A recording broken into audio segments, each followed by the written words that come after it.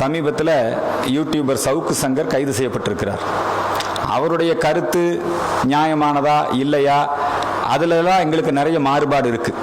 ஆனால் அவர் மேலே கஞ்சா வழக்கு போட்டு அவருக்கு கை உடஞ்சிருக்கு. இப்போ அந்த காலத்தில் எடப்பாடி ஆட்சியில் பாத்ரூமில் வலிக்கி விடுவாங்க. யார் வலிக்கி விடுவாங்க அப்படின்னா, ரவுடித்தனம் பண்ணுறவன், சாராயம் விற்கிறவன், பெண்களுக்கு எதிரான வன்முறையில் ஈடுபடுறவன், அவங்க தான் பாத்ரூமில் வலிக்கி விடுவாங்க.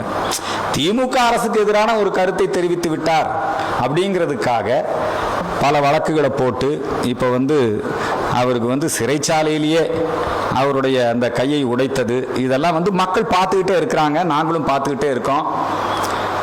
இதெல்லாம் காலம் மாறும். இந்த நேரத்தில் நாங்கள் எங்களுக்கு விரோதமாக வெறுப்பாக பல பிரச்சாரங்களை சவுக்கு சங்கர் செஞ்சிருந்தாலும், எங்கள் சித்தாந்தத்துக்கு எதிரானவராக அவர் இருந்தாலும், நாளைக்கு இந்த நிலைமை யாருக்கு வேணா வரலாம்ல. ஆட்சி அரசு எந்திரம் இதை வைத்துக்கொண்டு கருத்து சுதந்திரம்னு ஒரு பக்கம் பேசிக்கிட்டே இன்னொரு பக்கம் இது மாதிரி நடந்து கொள்வது சரியானதல்ல, நியாயமானதல்ல. அவர் மேலே சட்டப்பூர்வமான நடவடிக்கை எடுக்கட்டும். அதில் எங்களுக்கு ஒன்றும் மாற்று கருத்து இல்லை.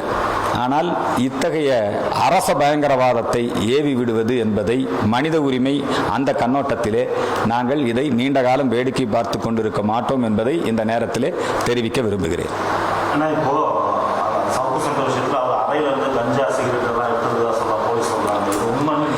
இதுதான் திராவிட மாடல். நீதிபதி வீட்டிலேயே கஞ்சா எடுத்து கேஸ் போட்டது தான் திராவிட மாடல் இல்லையா? அதனால இந்த திராவிட மாடல் ஆட்சி இப்படி தான் இருக்கும்.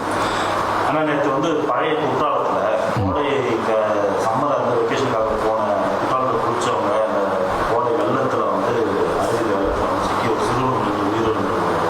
இதில் அதிகாரிகள் மீது அதிகாரிகளோட கவனம் குறைவாக நடந்தது குற்றச்சாட்டு. இதில் ரெண்டு தரப்புலையும் பார்க்கணும்.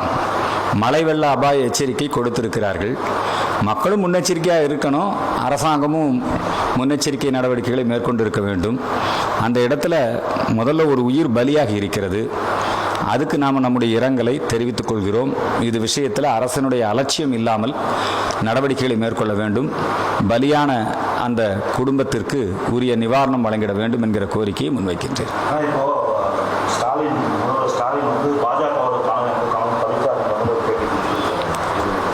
பாரதிய ஜனதா கட்சி கனவு பலித்த காரணத்தினால தான் அரசியல் சாசன பிரிவு 370 ரத்து செய்யப்பட்டிருக்கிறது. ராமர் கோயில் கட்டப்பட்டிருக்கிறது. நாடு முழுக்க எல்லா மாநிலங்கள்லையும் ஆட்சியில் இருக்கோம்.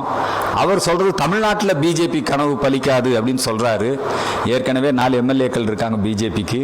நிச்சயமாக வரக்கூடிய 2026 ஸ்டாலினை பாரதிய ஜனதா கட்சி தோற்கடிக்கும். வளமான தமிழகம், வலிமையான பாரதம், ஊழலற்ற தமிழகம், ஒன்றுபட்ட பாரதத்தை, நரேந்திர மோடியினுடைய நல்லாட்சியை இங்கே தமிழகத்திலே பாரதிய ஜனதா கட்சி அண்ணாமலையினுடைய தலைமையிலே ஏற்படுத்தும். ஸ்டாலின் தான் இதை அவர் சொல்லிக்கிட்டே இருக்கலாம். கனவு காணக்கூடிய உரிமை அப்படிங்கிறது ஸ்டாலினுக்கு இருக்குது. அதனால் அவர் அவர் ஒரு எதிர்கட்சியாக சொல்கிறாரு, பிஜேபி நாங்கள் இங்கே நுழைய விடாமல் பார்த்துக்குவோம். ஸ்டாலினுக்கு மட்டும் இல்லை, தமிழ்நாட்டில் இருக்கிற மெயினான அரசியல் கட்சிகள் எல்லாமே எப்படியும் பிஜேபி இங்கே கால் ஊனக்கூடாது, பிஜேபி உள்ளே வந்துடும், இப்படி பயங்காட்டியே சிறுபான்மை மக்களையும் ஏமாற்றி இந்த தமிழ்நாட்டு மக்களையும் ஏமாற்றிட்டு இருக்கிறாங்க. இப்போ பிஜேபி வந்தாச்சு.